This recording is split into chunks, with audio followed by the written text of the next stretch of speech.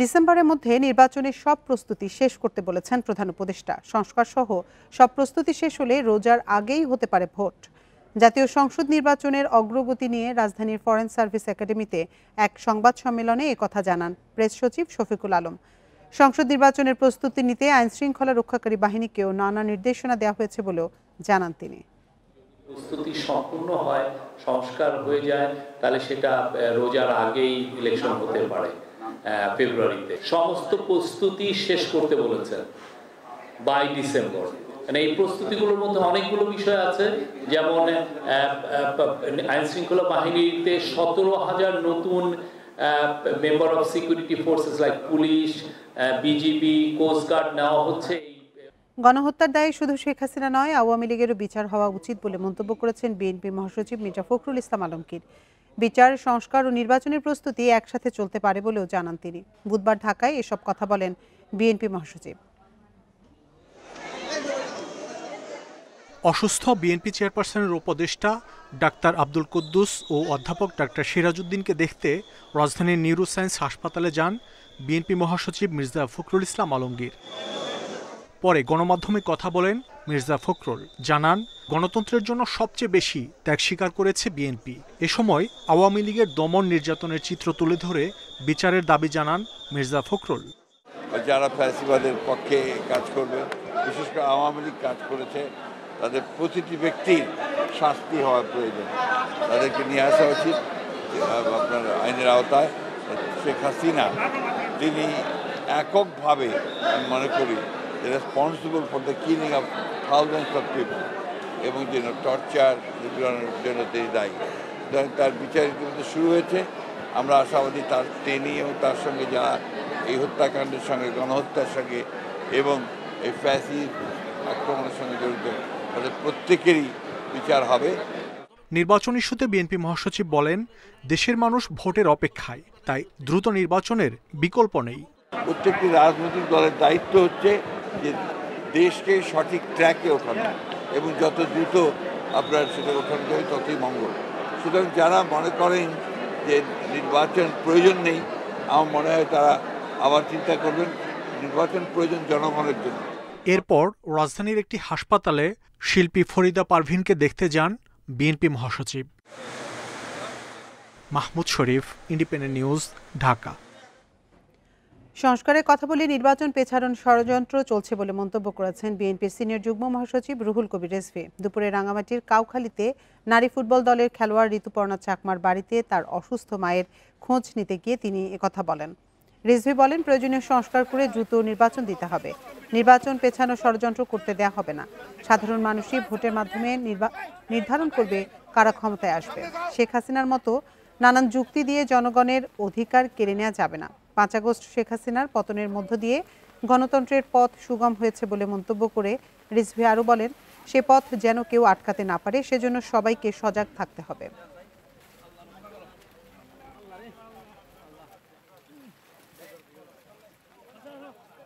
সংস্কারের কথা বলুন, আর আজকে যে নির্বাচন নিয়ে নানা ধরনের নির্বাচনকে পেছানোর নানা বয়ান আমরা শুনতে পাচ্ছি, সেগুলো কোনো কাজে লাগে না। চাকরি ফিরে পেলেন আলোচিত দুদক কর্মকর্তা শরীফুদ্দিন। 3.5 বছরের আইনি লড়াই শেষে চাকরি ফিরিয়ে দেওয়ার নির্দেশ দিয়েছে হাইকোর্ট। তার সব পাওনা বেতন ও সুযোগ সুবিধাও বুঝিয়ে দিতে বলা হয়েছে। বুধবার হাইকোর্টের একটি ডিভিশন বেঞ্চ এই আদেশ দেয়। ন্যায় বিচার পেয়েছেন উল্লেখ করে সংশ্লিষ্ট সবার প্রতি কৃতজ্ঞতা জানান শরীফ। 2022 সালের 16 ফেব্রুয়ারি দুদকের উপসহকারী পরিচালক শরীফুদ্দিনকে অপসারণ করা হয়। চট্টগ্রামে দায়িত্বে থাকা অবস্থায় প্রভাবশালীদের রোষানলে পড়েন তিনি। চাকরি ফেরত চেয়ে ওই বছরই হাইকোর্টে রিট করেন শরীফ। 3.5 বছর পর বুধবার তাকে 30 দিনের মধ্যে চাকরি ফেরত দেওয়ার নির্দেশ দেয় হাইকোর্ট। ফেরত দিতে হবে পাওনা বেতন ভাতাও।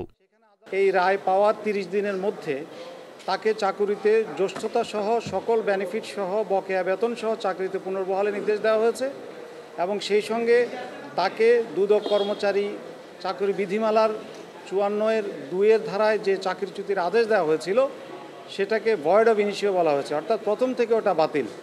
চাকরি ফেরত পেয়ে বিচার সংশ্লিষ্ট সবার প্রতি কৃতজ্ঞতা জানান শরীফুদ্দিন।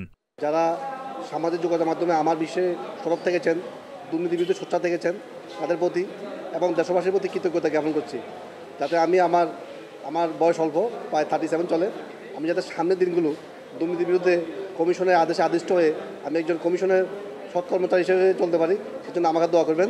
শরীফ আরও জানান, তার প্রতি অন্যায় হয়েছিল, প্রাণনাশের হুমকিও দেওয়া হয়। আলহামদুলিল্লাহ আমি অবশ্যই ন্যায় বিচার পেয়েছি, সব দুঃখ কষ্ট মুছে গেছে, আমি যাতে সৎভাবে চলতে পারি সেটা দোয়া করবেন। বন ইবনে কামাল, ইন্ডিপেন্ডেন্ট নিউজ, ঢাকা।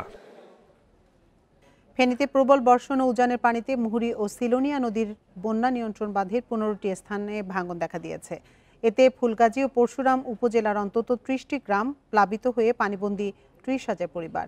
বৃষ্টি অব্যাহত থাকায় নিচু এলাকায় জলাবদ্ধতা কমেনি, তবে বুধবার সকালে নদীর পানি প্রায় 67 সেন্টিমিটার কমায় বন্যা পরিস্থিতির কিছুটা উন্নতি হতে পারে বলছে পানি উন্নয়ন বোর্ড।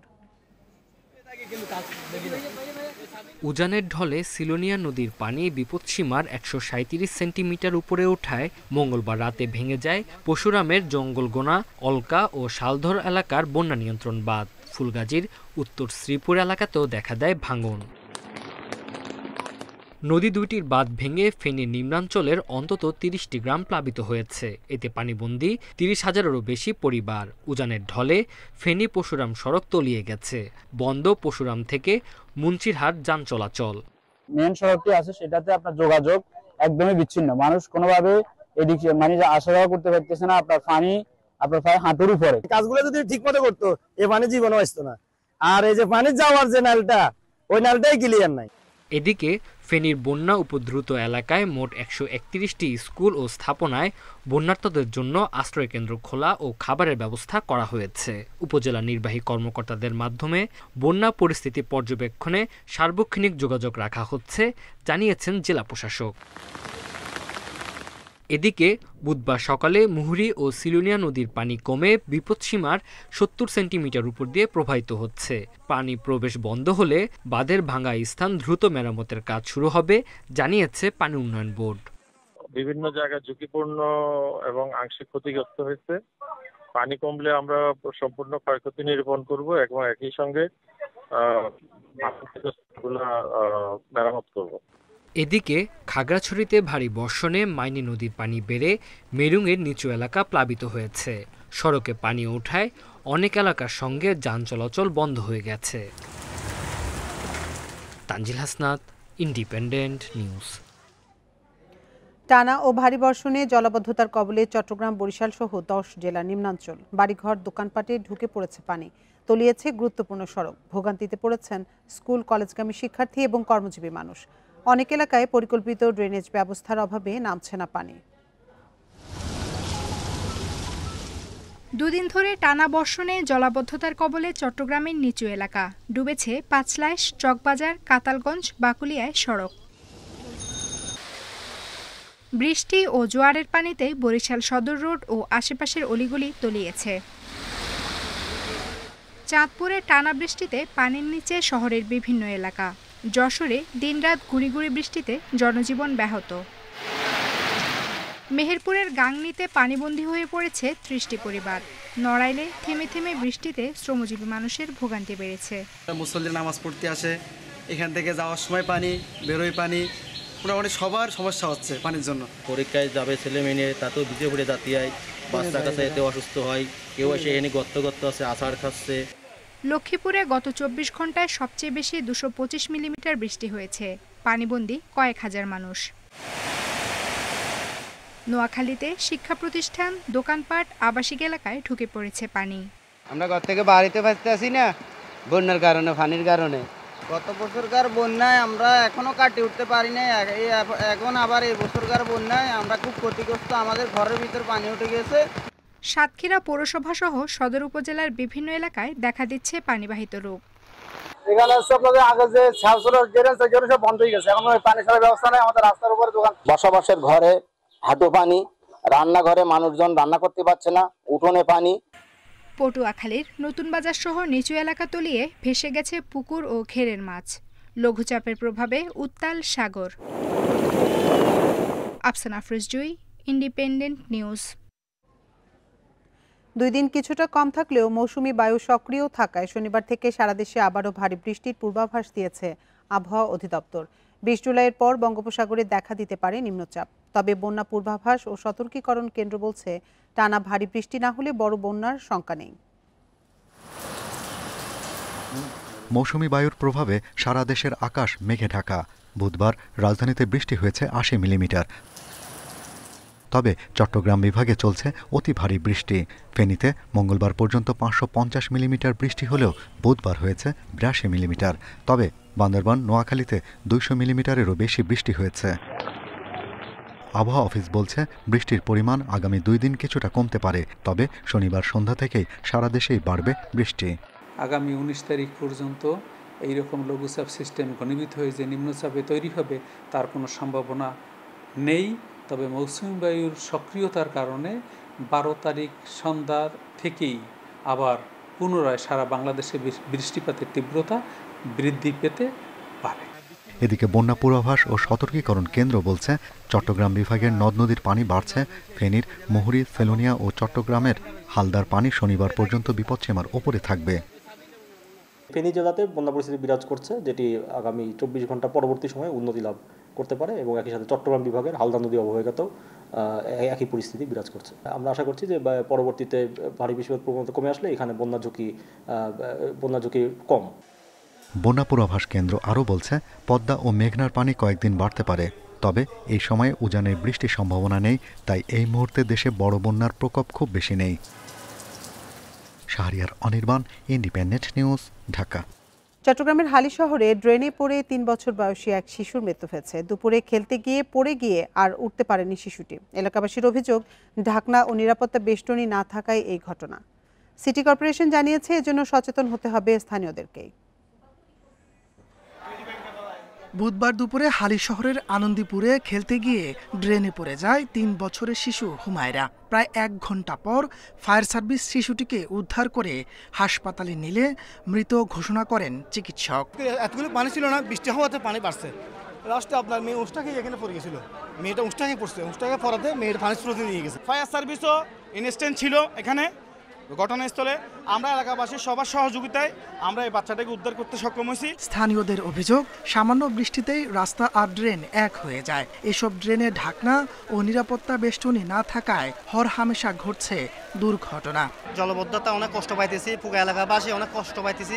এই বসুন্ধরা দোহাবা ওইদিকে পানি আসে, এখানে মানে এতটুকু পর্যন্ত উঠে। ঘটনাস্থল পরিদর্শন করে সিটি কর্পোরেশনের কর্মকর্তারা জানান, ছোট এসব ড্রেনে বেষ্টনী দেওয়া সম্ভব নয়। এই জন্য সচেতন হতে হবে এলাকাবাসীকেই। এটা ছোট ড্রেন, এটাতে অ্যাক্সিডেন্ট হওয়ার কোনো স্কোপ ছিল না, বাট বাচ্চাটা এত ছোট, মা সাথে থাকা অবস্থায় ছুটে গেছে। এবং এটার জন্য যেমন এই সাইডে আমরা কিন্তু যতগুলো ড্রেনে কাজ করছি সবগুলো স্ল্যাব উঠে আবার স্ল্যাব ক্লোজ করে দিচ্ছি। এর আগে গত 18 এপ্রিল চকবাজারের কাপাসগোলায় খালে পড়ে মৃত্যু হয় 6 মাস বয়সী এক শিশুর। Independent news. চট্টগ্রামের মিরসরাইয়ে বেড়াতে গিয়ে ঝর্ণা থেকে নিচে পড়ে 2 তরুণের মৃত্যু হয়েছে। এ ঘটনায় আহত হয়েছেন আরও 3 জন। বুধবার দুপুরে সোনাপাহাড়ের মেলখুম ঝর্ণার নিচ থেকে 2 জনের মরদেহ উদ্ধার করা হয়। ফায়ার সার্ভিস জানিয়েছে, মঙ্গলবার সকালে ফেনী থেকে 3 বন্ধু মেলখুম ট্রেইলে ঘুরতে যান। তাদের সাথে যোগদান স্থানীয় আরও 2 জন। দিন শেষে তারা ফিরে না আসায় বুধবার সকালে স্থানীয়রা খোঁজ শুরু করে। দুপুর 2:30টার দিকে ফায়ার সার্ভিস ও স্থানীয়রা ঝর্ণার নিচ থেকে গালিব হৃদয়ের মরদেহ উদ্ধার করে। আহতদের উদ্ধার করে পাঠানো হয় স্থানীয় হাসপাতালে।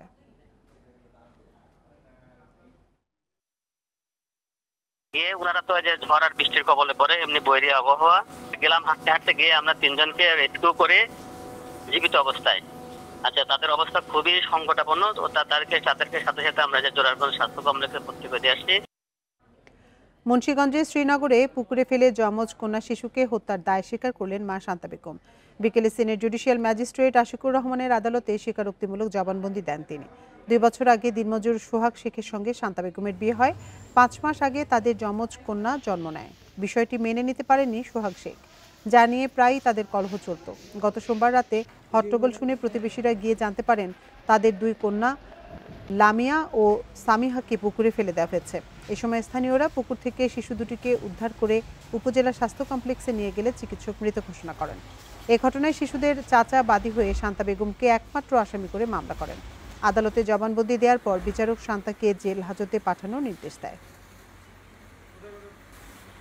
খাগড়াছড়িতে আবাস গড়েছে শত শত লালবুক টিয়া বা মদনা টিয়া। 10 বছরের বেশি সময় ধরে টিকে আছে এই আবাসস্থল।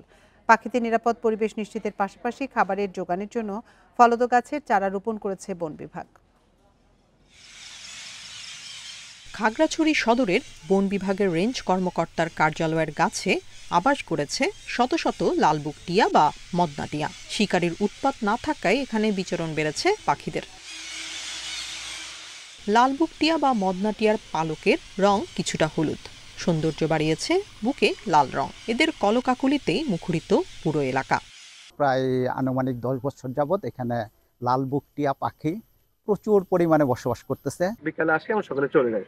এখানে এই পাখি অনেকে শিকার করতে আসলে আমরা তাকে প্রতিহত করি।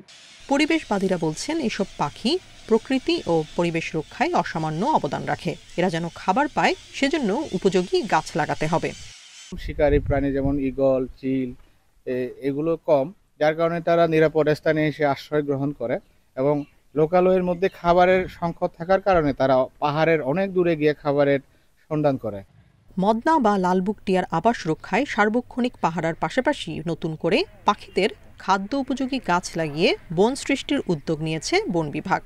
সার্বক্ষণিক নজরদারিতে রাখা হয়েছে কেউ যাতে এসব পাখি শিকার করতে না পারে। পাখির খাদ্য উপযোগী কিছু চারা আমরা লাগিয়েছি। এগুলো যখন বড় হবে সেখানে তাদের সাফিসিয়েন্ট যদি খাদ্য তারা পায়, এটা তাদের জন্য আরও বেশি সহায়ক হবে। লালবুক টিয়া 2012 সালের বন্যপ্রাণী আইনে সংরক্ষিত প্রজাতি। Independent news. আর এই ছিল এখনকার সংবাদ। এতক্ষণ সাথে থাকার জন্য ধন্যবাদ সবাইকে।